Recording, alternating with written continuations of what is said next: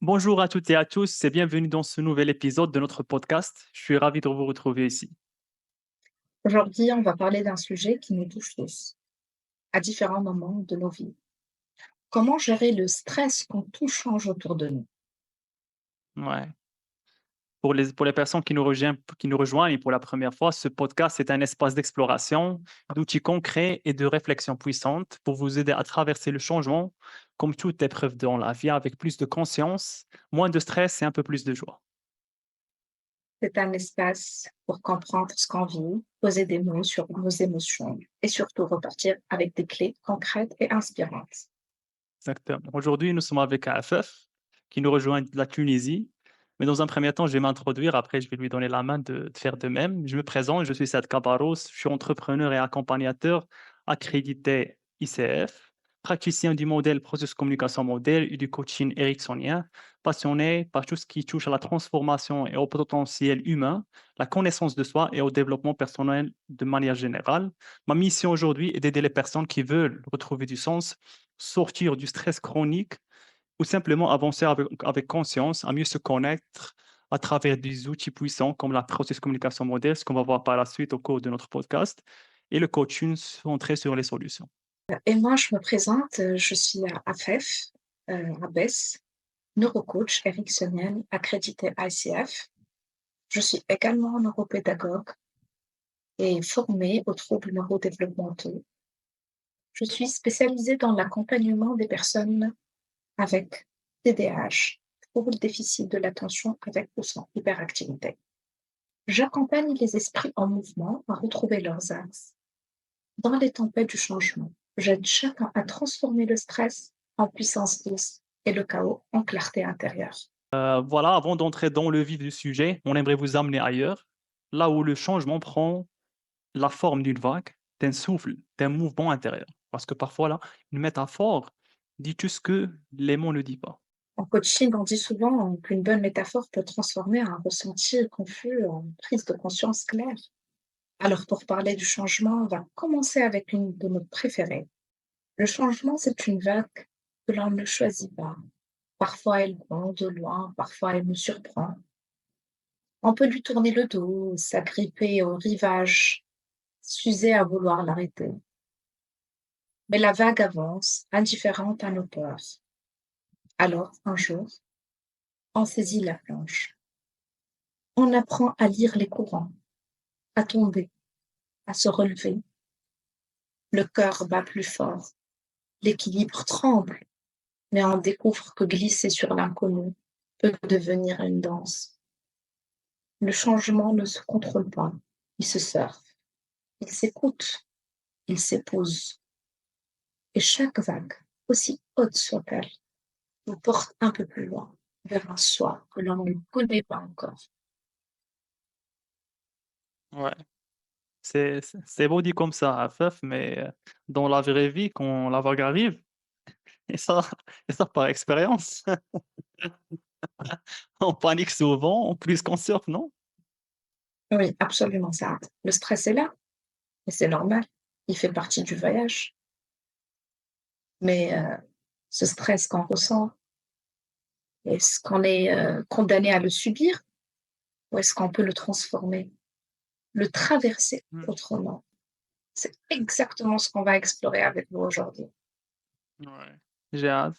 Dans cet épisode, on plongera dans une mer pas toujours calme, celle du changement et du stress qu'il provoque. Préparez-vous, préparez vos planches. On va vous amener surfer avec nous aujourd'hui.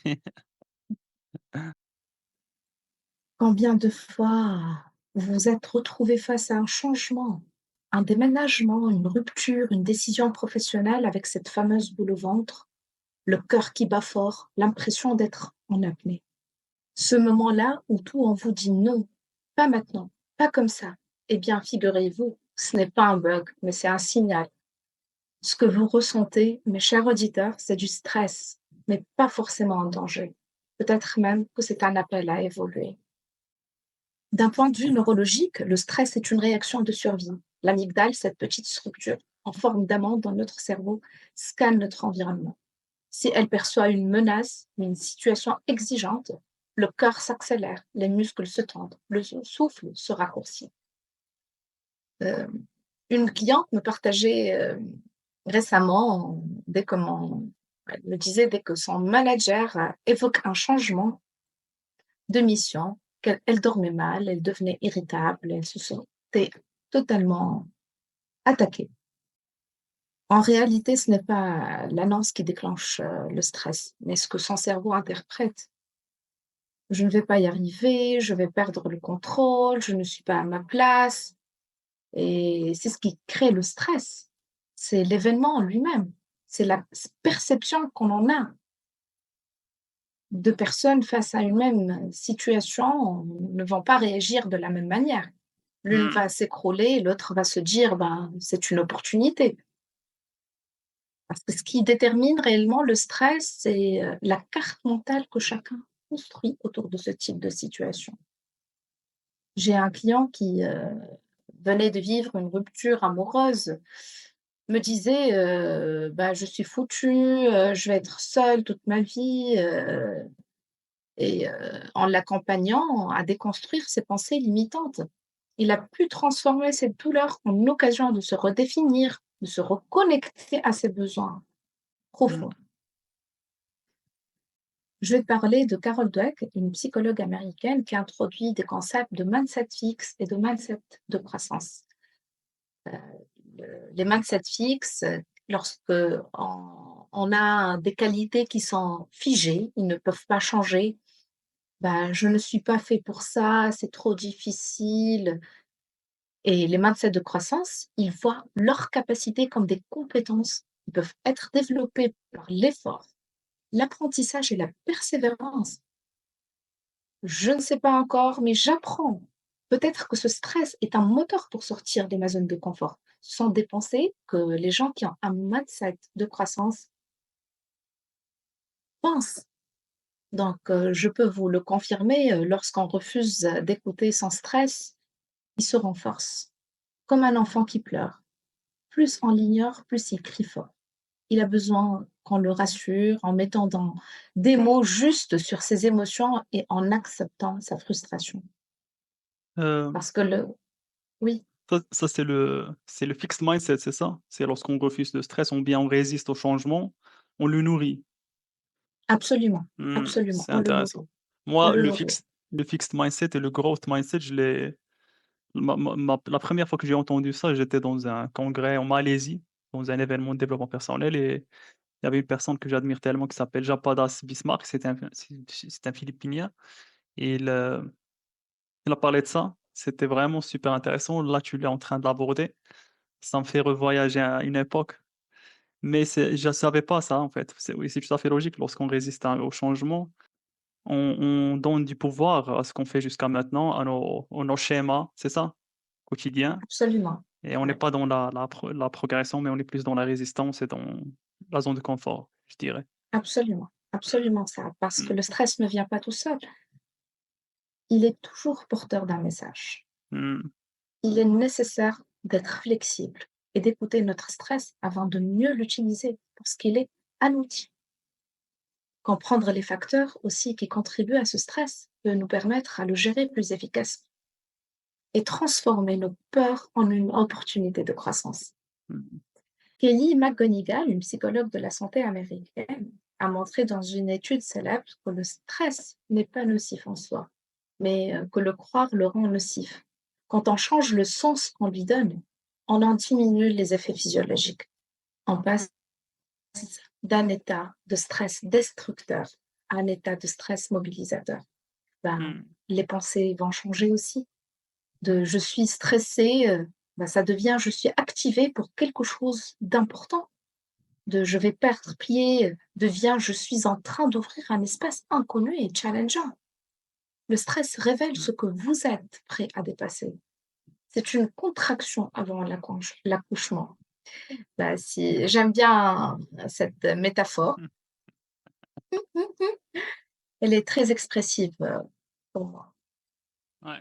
C'est-à-dire, si j'ai bien compris à FF, rien que changer son point de vue ou bien pas sa perception du stress, ou c'est bien son interprétation, ça permet d'inverser son effet sur la personne. Oui, exactement. Ça Mmh. inverse l'effet sur la personne. Oui, donc Super on intéressant. peut oui, oui, on peut toujours changer le sens qu'on donne au stress et ça nous permet, de passer d'un état de stress qui nous détruit à un stress qui nous mobilise, Mmh. qui nous transforme. D'accord. Je suis tout à fait d'accord. Ah, je te remercie Afef pour, ces informations pertinentes en fait parce que c'est correct et en fait, comment tu as fait le lien entre le stress, comment la perception de la personne impacte réellement son quotidien ou bien que son état par rapport à un changement qu'il est en train de vivre et même lorsque tu as évoqué les 2 points de growth mindset et fixed mindset, c'est ça ce qui permet c'est vrai qu'on est en train de parler de changement et du stress aujourd'hui, mais si je peux résumer et là tu peux me confirmer ou bien me dire que je me trompe totalement, c'est que résister au changement ou bien savoir pas gérer son changement, ça égale au la stagnation. Bah, résister au changement ne va pas nous mener à un état d'apaisement et d'acceptation, Mmh. au Et le contraire. changement, il est inévitable dans la Mais vie. le changement, il est inévitable. Ouais, On ne peut pas s'y échapper. ouais, Autant exactement. l'accepter et transformer cette pensée destructrice en quelque chose de transformant, Ouais, de transformateur. c'est vrai. Moi, maintenant, je vais parler d'un outil que que j'utilise dans mon quotidien, dans ma pratique avec, les gens que j'accompagne, qui est la process communication modèle. J'en ai déjà parlé pas mal de fois sur internet ou bien sur, avec mes dans des les formations que je fasse et tout ça. C'est un modèle qui a été développé par Keller. Tybee Keller, c'est un psychologue américain et ses recherches ont été supportées par la NASA dans l'objectif de, disposer d'un outil avec lequel elle va s'assurer que lorsqu'elle va envoyer c'est-à-dire un équipage à l'espace, que pour garantir en quelque sorte l'homogénéité de l'équipe. C'était ça l'objectif. C'est pour ça qu'il a supporté ces recherches-là et je vais aller directement pour vous donner un petit aperçu de c'est quoi la processus communication modèle, pourquoi c'est utilisé partout dans le monde, c'est l'un des meilleurs outils aujourd'hui. Et la processus communication modèle, principalement, il permet de comprendre sa propre personnalité, ça c'est de un, ce qu'on appelle la structure de la personnalité. Après, je vais en venir plus en détail. Comprendre la personnalité des autres, développer des stratégies de communication adaptées à chaque type de personnalité. Et quatrièmement, c'est un modèle. Et c'est pour ça que je suis un big fan de ce modèle et pourquoi j'accompagne les gens surtout avec ça. C'est parce que c'est un modèle très simple, pragmatique et immédiatement opérationnel. Ça ne nécessite pas vraiment de des connaissances dans la psychologie ou bien dans la thérapie ou quoi que ce soit. Il est basé sur la logique, sur un tas de recherches bien sûr, mais il est clé à main, on peut dire.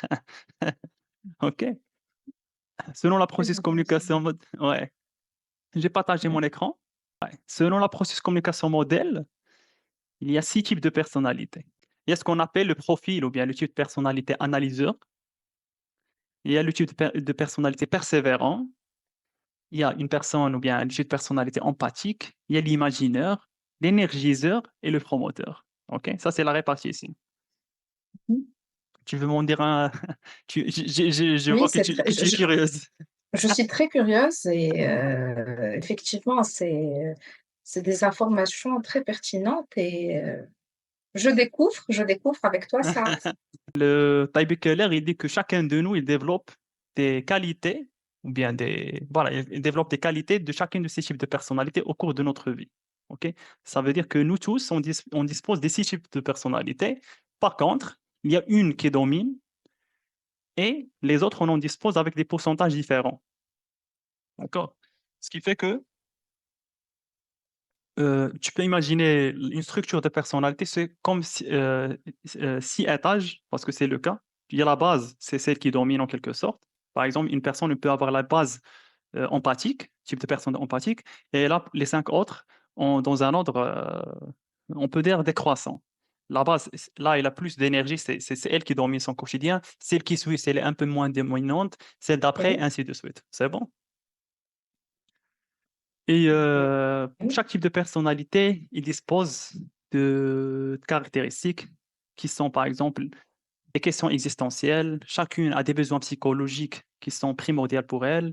Il y a des déclencheurs de stress, OK? Il y a des niveaux de stress, il y a des canaux ou bien des canaux de communication préférés. Il y a des perceptions, comme tu as dit, Afef, tout à l'heure, et ce que tu as mentionné que selon la perception de la personne, la réaction devant le changement peut différer. Et c'est exactement ça. C'est vraiment lié à ça. Parce que une personne qui est trop dans l'analyse, s'il va se positionner dans un contexte qui les stimule dans ce sens, il ne va pas vraiment stresser. Par contre, une autre personne qui va se retrouver dans un contexte là où il est plus vers la créativité, vers l'imagination et la création. S'il y a rien que la logique, ça peut être stressant pour cette personne-là. Oui, et pour ceux qui, découvrent, la PCM, le Process Communication Model, Mmh. peux-tu nous expliquer ça, s'il te plaît, ce que c'est et en quoi ce modèle peut aider à mieux vivre le changement? Selon la process communication modèle, chaque type de personnalité a des besoins psychologiques. Lorsqu'on est devant un changement, c'est que certainement, ça touche à l'un de ces besoins. On peut s'en servir de la process communication modèle pour s'assurer que toujours nos besoins psychologiques, ils sont bien répondus. Parce que le besoin psychologique, s'il est répondu, ça implique directement que le niveau d'énergie dont dispose la personne, il est élevé. Et ça veut automatiquement dire que face au stress ou bien face au changement, tu as en fait le pouvoir d'en faire face. Par contre, si je sais même pas c'est quoi mes besoins psychologiques et je vis ma vie d'une manière arbitraire, c'est pour ça que je vais me retrouver dans un stress devant un changement. Je ne saurais pas faire. Je ne saurais même pas si ce changement que je suis en train de voir devant moi, est-ce que c'est vraiment quelque chose de bien pour moi ou pas? Est-ce que vraiment je suis censé subir ce changement? Oui, absolument, ça c'est très intéressant et instructif ce que tu es en train de partager avec nous et avec, les auditeurs, et merci pour, ta façon de simplifier les informations. Comme Mmh. ça, c'est accessible pour tout le monde. Maintenant, on va voir en fait, ça va rejoindre ta question. On va voir c'est quoi les réactions typiques au changement selon le type de personnalité. Donc, comme ce qu'on est en train OK, de voir sur le slide, l'une des types de personnalité qu'on a, c'est l'empathique. Comme le nom l'indique, c'est une personne qui est empathique. OK? oui, Ces gens-là sont des personnes sensibles, chaleureux. Les relations humaines pour eux, c'est quelque chose de primordial et très importante. OK? Face à un stress qui peut être déclenché par un conflit, par exemple, OK? Un conflit, ça va être un moment de changement pour cette personne-là. Elle craint en quelque sorte, ou bien elle craint inconsciemment de ne pas être aimée. Le changement à ce moment-là, il bouscule son besoin de lien. OK, OK. Ici, je vais parler comment chaque personne, chaque type de personnalité, elle interprète le stress. Après, on va voir des cas concrets que moi, j'ai eu l'opportunité de coacher, d'accompagner dans mon quotidien. Après, pour le type de personnalité analyseur, c'est une personne qui est trop dans la logique, trop dans les détails, bien dans la planification. C'est un bon travailleur, on peut dire. C'est un très, très bon employé, l'analyseur. Et il a toujours tendance à la perfection. Du coup, a peur de ne plus maîtriser, de ne pas être à la hauteur, le changement perturbe son besoin de compétences et de structure. OK? Ce qui OK, ce qui peut engendrer chez lui, c'est qu'il soit dans le overdoing it, tu vois? Il OK. va plus déléguer, il sera dans la perfection, il peut être même si ça le stress, si ça se cumule, il peut même devenir agressif, attaquer les autres personnes qui travaillent avec lui, et cetera, et cetera. OK? C'est très intéressant ça, oui. OK? On va voir maintenant pour Mmh. le type de personnalité persévérant. C'est principalement les personnes qui sont drivées par les valeurs. OK? Ce sont des personnes que la confiance pour eux, c'est quelque chose d'existentiel. OK? Pour ces personnes-là, ils ont un besoin profond de sens et de valeur, comme j'ai dit. Le changement, il crée du stress s'ils ne perçoivent pas de la valeur derrière ces actions. S'il est forcé à faire des actions qui ne matchent pas avec ses valeurs, à ce moment-là, il va tomber dans le stress. Et pour ce type de personnalité qui est persévérant, en fait, il a un stress qui est plus orienté vers l'autre et qui a une tendance vers l'attaque. Du coup, il faut pas comme pour l'empathie que le travail même, c'est plus envers soi, c'est-à-dire l'empathie qui commence à faire plaisir aux autres autour de lui. Il commence peut-être même à se victimiser à un certain moment. Mais pour le type de personnalité persévérant, s'il ne veille pas sur ses besoins psychologiques, comme j'ai dit tout à l'heure, il aura tendance à critiquer les gens, à focaliser sur ce qui ne va pas, et il peut devenir super exigeant et super casse-tête. OK. Après, on a le type de personnalité imagineur. Le type de personnalité imagineur, c'est une personne qui est dotée d'un pouvoir qui le différencie par rapport à tous les autres types de personnalités, qui est la création. C'est une personne qui est dans l'imagination et qui adore la solitude et son propre temps. D'accord, Ça, c'est l'imaginaire. exactement. Oh, d'accord. OK. Ouais. Une personne qui a une base de type imaginaire, il aura tendance s'isoler un petit peu de temps en temps, pas toujours, mais de temps en temps, il a besoin. Ça, c'est son besoin psychologique, c'est la solitude et c'est-à-dire avoir son propre temps pour réfléchir, imaginer, hein, au cas où euh, il n'arrive pas à trouver ce besoin psychologique, il n'arrive pas à répondre à ce besoin psychologique. Ce qu'il va faire, il va se refermer sur lui-même, se déconnecter complètement, parce qu'il a besoin du temps et de l'espace pour intégrer de nouveau son entourage. OK? Et parmi les gens que j'ai accompagnés pendant une période, c'est une personne avec ce type de personnalité et qui ne comprenait lui-même pas pourquoi il croyait que ça, c'est un défaut en lui. Il me dit: «Pourquoi, à un certain moment, je peux rien faire? Faut que je quitte mon monde et partir dans un monde à part, prendre 1 heure ou bien 1 heure 30, boire un café, ne parler avec personne. Après, je peux remonter mon énergie et revenir faire mon job». Et même sa conjointe ne comprenait pas ça. Elle se demandait toujours pour lui: «Pourquoi tu es tant dérangé par la télé lorsqu'on est en train de prendre le petit déj?» et cetera. Tu vois ce que je veux dire? Ouais, ouais, ouais. Ouais. Après, pour ne pas trop pour aller un peu rapidement, parce je sais très bien qu'on est un peu serré par le temps. Le type de personnalité promoteur, c'est une personne qui adore le changement, le défi, les challenges, qui vit vraiment dans le présent, c'est une personne court-termiste. Tu vois? Il ne planifie rien, Ouais. il vit son moment comme il veut. S'il y a du défi et des challenges dans son quotidien, il est épanoui, ah, d'accord? Mais dans l'absence de ça, elle tombe dans le Ouais. stress et lorsqu'elle tombe dans le stress, il va chercher cette action et cette, voilà, on peut dire cette action et parce que sa question existentielle: «Est-ce que je suis vivant?» Tu vois? C'est le ressenti Ouais. d'être vivant et vivre des moments intenses. Il va commencer à créer des problèmes, faire des manipulations, s'aimer la zizanie dans son entourage pour répondre négativement à ce besoin psychologique. OK? Mmh. Et dernièrement, on a le type de personnalité énergiseur. L'énergiseur, c'est une personne, comme le nom l'indique, qui est pleine d'énergie. Elle adore le contact humain. C'est une personne qui est en fait, qui a cette capacité de créativité. OK? C'est principalement des artistes aussi, comme les imagineurs aussi. Et il réagit souvent avec humeur. C'est une personne qui a un sens d'humour bien développé dans son entourage. Et sous le stress, il peut rejeter le changement si ça le frustre ou bien s'il trouve que c'est pas amusant. Dans un contexte, par exemple, il y a que des analyseurs, c'est-à-dire on est comme des robots parce que l'analyseur, on peut le nommer sur notre processus de communication, c'est un ordinateur parce qu'il est vraiment dans la logique et dans l'exécution. Dans un contexte là où il y a pas de stimulant, il y a pas de réaction, il y a pas de contact positif, la personne de type personne analyseur peut tomber dans le stress et voilà, je sais Et pas. oui, c'est très clair et c'est très pertinent, ça. Merci, pour, toutes ces informations. Est-ce qu'une personne peut avoir à la fois 2 types de personnalité ou plus?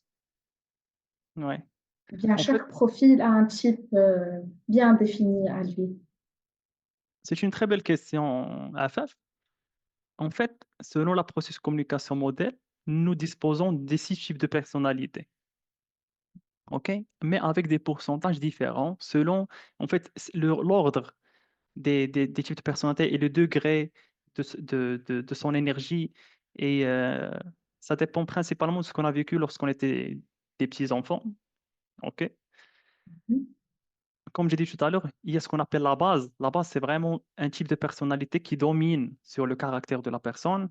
Après, il y a aussi la notion de la phase, ce qui représente la motivation de la personne à ce stade dans sa vie. La phase, elle peut changer. Par exemple, une personne peut avoir une phase promoteur qui est super orientée challenge et objectif. Il est dans les, il est dans les défis, il fait des escalades, il fait du climbing des montagnes, etc. Et peut-être il va acheter une moto, tu vois, pour ressentir cette excitation, etc.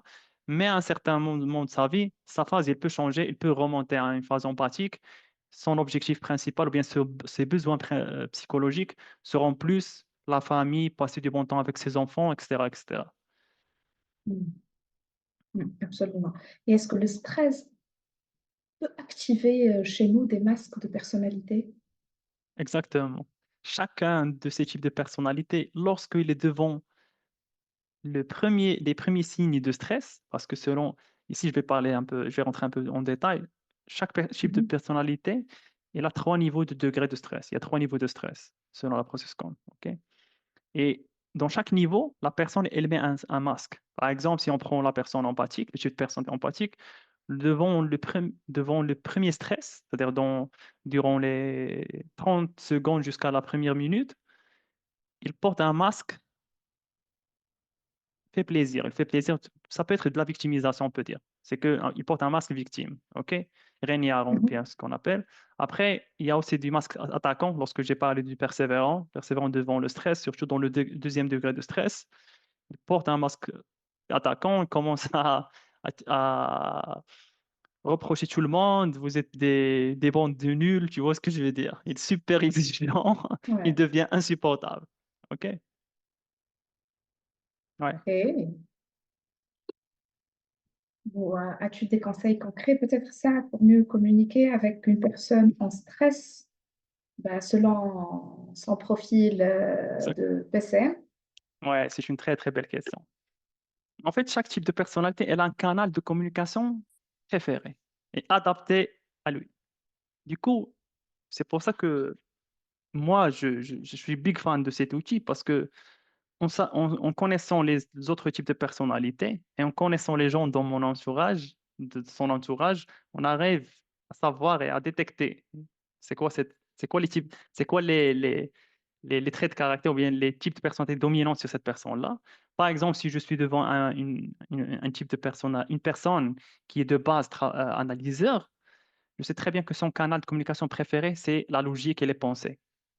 Je peux lui dire, par exemple, si on est dans un contexte professionnel, bonjour, monsieur X, qu'est-ce que tu penses par rapport à cette problématique qu'on a aujourd'hui? Est-ce que tu as des méthodes, bien des propositions à me proposer dans ce sens? Pourquoi?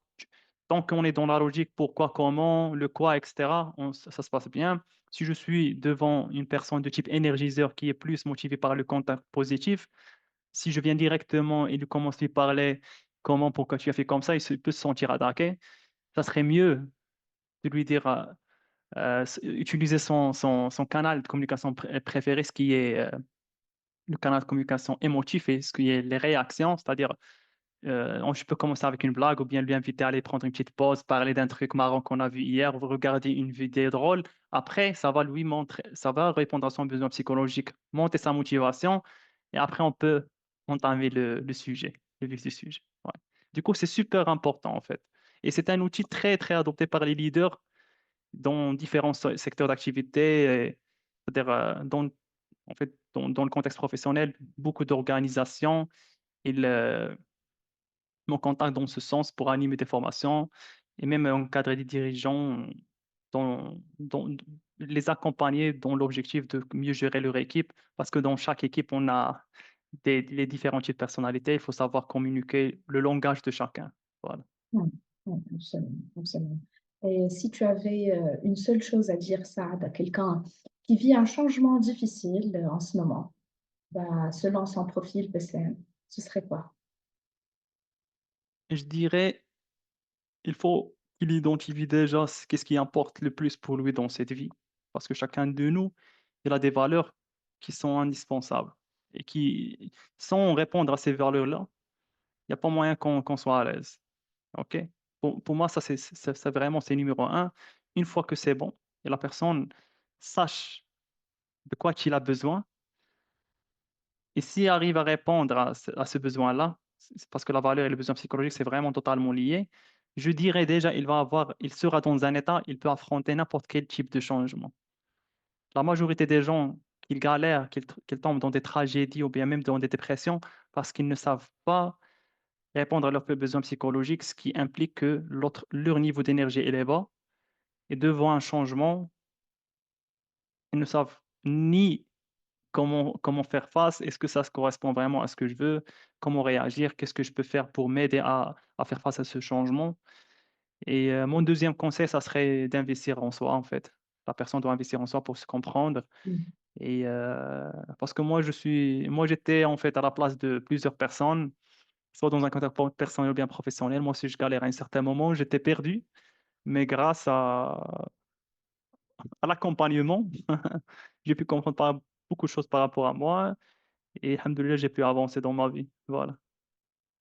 Merci Saad, merci pour tout ce que tu viens de partager avec nous. Ces informations sont vraiment très utiles dans notre vie de tous les jours, que ce soit sur le plan personnel ou professionnel. Ça nous permet d'identifier en fait notre personnalité et la façon dont on réagit au stress et aux événements imprévus de la vie. Donc, c'est vraiment très pertinent pour nous d'écouter tout ça, ça. Effectivement, si je peux rajouter quelque chose, c'est que le changement, il ne secoue. Il ne secoue. Mmh, On a souvent l'impression de perdre le contrôle. Et comme si on était emporté par une vague trop grande pour nous. Et, et pourtant, il y a un lieu en nous où tout reste calme. Ce lieu, c'est notre pouvoir intérieur. ouais. C'est là que réside notre capacité à agir, à choisir, à transformer. Et avec les outils que tu viens de nous proposer, Saad, je vais aussi en rajouter d'autres qui peuvent vraiment donner de nouvelles perspectives et une nouvelle visibilité en fait du changement qu'on peut Mmh, vivre. Je vais parler d'abord du pouvoir d'une visualisation puissante et ensuite je vais parler du locus interne de contrôle. Ils sont deux outils transformateurs. mmh mh. Alors, comment peut-on entraîner notre cerveau à créer et élargir le champ des possibles? C'est une question cruciale qu'on doit se poser parce que figure-toi, Sartre, que le cerveau adore les habitudes et il ne distingue pas entre le réel et l'imaginaire. Mmh. Entraîner notre cerveau à visualiser un futur apaisé, une réussite, c'est déjà créer des empreintes neuronales qui vont guider les systèmes nerveux de la personne.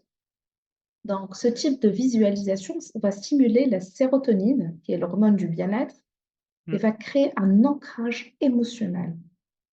Il va détourner l'attention du scénario catastrophe. Et le deuxième outil, dont j'aimerais aussi vous en parler ici, qui est le locus interne de contrôle, qui est un outil qui permet d'éclaircir les situations difficiles qu'on peut vivre. Et cet outil est élaboré par le psychologue Julien Rother. Alors, imaginez trois cercles comme des cercles concentriques. Comme ceci? Absolument. Merci pour le partage, Sad. L'un à l'intérieur de l'autre.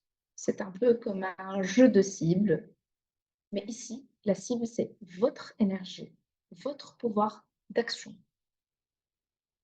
Alors, le cercle extérieur que vous voyez ici devant vous, c'est la zone de l'impuissance. Ce sont les éléments sur lesquels je n'ai pas de contrôle. La météo, par exemple, ou les décisions des autres. Mmh. Le cercle interne de contrôle, le cercle au centre, le petit, comme vous voyez, c'est le cœur de notre pouvoir personnel. C'est les éléments qui dépendent totalement de nous, nos pensées, nos actions, nos décisions. Et le cercle au milieu, en bleu, c'est le cercle d'influence. C'est les éléments sur lesquels je n'ai pas totalement de contrôle, mais j'ai de l'influence dessus, j'ai de l'impact possible. C'est notre manière de communiquer, l'atmosphère que je crée autour de moi. Et c'est vraiment un exercice génial parce qu'il structure notre pensée et nous amène à poser 3 questions cruciales. Qu'est-ce qui ne dépend absolument pas de moi? Qu'est-ce que je contrôle vraiment dans cette situation? Qu'est-ce que je peux influencer, même légèrement? Et à côté de ces 2 outils, qui sont très transformateurs, pratiquer aussi la pleine conscience, la respiration profonde, la Mmh. marche, une bonne hygiène de vie, une, nutrition équilibrée, peuvent améliorer aussi considérablement notre état émotionnel et ça devient une armure face au stress provoqué par le changement. Mmh. Donc si je peux dire, quelque chose, c'est se reconnecter à son pouvoir intérieur va nous permettre de reprendre la barre de son bateau au milieu des courants certes. Et Oui. même, si on ne choisit pas toujours la mer, on choisit toujours la manière dont on navigue. Parce que chaque pensée que nous entretenons, façonne notre perception de la réalité et de la manière dont nous affrontons les défis. Mmh. Et accepter la réalité va réorganiser aussi nos priorités et utiliser le changement comme une opportunité pour construire quelque chose de nouveau. Et tu sais qu'il y a une énorme confusion autour du mot accepter. Accepter ne veut pas dire je suis d'accord ou je laisse tout faire, c'est pas grave, j'accepte, c'est comme ça. Non, accepter, c'est arrêter de résister à ce qui est déjà là pour récupérer l'énergie du mouvement Mmh. parce que le changement n'est pas une fin, eh ben, c'est une renaissance déguisée. Je vais donner la métaphore toute simple mais très puissante. C'est de la chenille. Une chenille ne sait pas encore qu'elle est un papillon et pourtant tout est déjà là à l'intérieur. Elle se transforme, elle grandit, elle souffre. Je vais partager en fait une anecdote. Une cliente est venue me voir un jour pour l'accompagner dans son changement de mission, de travail. Et elle avait l'impression de perdre toute son identité. Mais à travers des séances, elle a pu découvrir ce qui est endormi en elle-même, des forces qu'elle n'a jamais activées. Son changement qu'elle a vécu est devenu une révélation et pas une perte pour elle. Parce que certains changements nous sont imposés, mais rassurez-vous qu'à l'intérieur de ces contraintes, il y a toujours des espaces de liberté à explorer.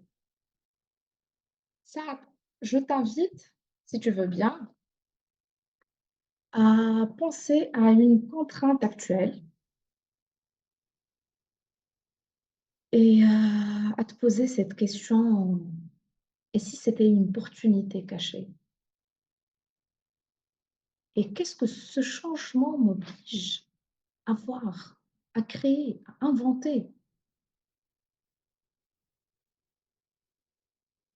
Et je voudrais aussi, partager une pensée qui guide ma vie, qui est la pensée, stoïcienne. Les stoïciens, ils nous enseignent qu'accepter la réalité n'est pas de la résignation, mais de l'intelligence émotionnelle. Celui qui résiste à ce qui est déjà produit se noie dans la frustration.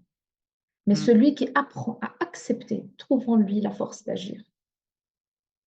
Développer une résilience nous apprend à accepter les changements et à s'y adapter. Donc, si j'ai choisi de parler de ce sujet aujourd'hui, Saad, avec toi, c'est parce que je le connais de l'intérieur,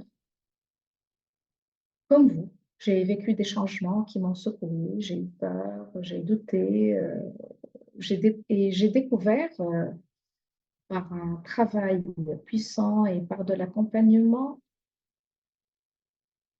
que le stress n'était pas un ennemi, mais un guide. Mmh. Et en tant que neurocoach, j'ai vu tellement de belles personnes croire qu'elles allaient s'effondrer. Et finalement, elles s'élevaient. Alors si aujourd'hui, tu vis une transition, un bouleversement, un vertige, respire, pose-toi et souviens-toi. Tu as en toi tout ce qu'il faut pour avancer. Tu possèdes toutes les ressources en toi et tu n'es pas seul.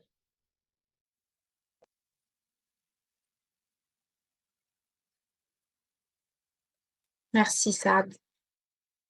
Bah, merci à toi, en fait, c'était super intéressant. Je voulais pas interrompre parce que j'étais tellement dedans. J'étais en train de réfléchir à ce que tu m'avais demandé. Il n'y a pas de vie sans changement, mais il peut y avoir un changement avec conscience. On ne peut pas choisir ce qui nous arrive, mais on peut toujours choisir qui on devient à travers ce qu'on vit. Et parfois, une simple respiration, un pas en avant ou un regard différent suffisent à tout réécrire. Alors, au prochain bouleversement, pose-toi cette question. Comment puis-je faire de ce stress un tremplin vers moi-même? Mmh. J'aime bien, j'aime bien. Je suis en train d'y réfléchir déjà, Afef. Bah, je te remercie infiniment, Afef. Merci d'avoir été avec nous jusqu'ici. Cher auditoire, si ce que vous avez entendu aujourd'hui a résonné avec vous, alors restez prêts, ce n'est qu'un début, Inch'Allah. Chaque épisode sera une invitation à mieux vous comprendre, à vous recentrer, à transformer vos tempêtes en tremplin. Sur ça, je vous souhaite, très belle journée ou bien très bonne soirée et je vous dis à très bientôt.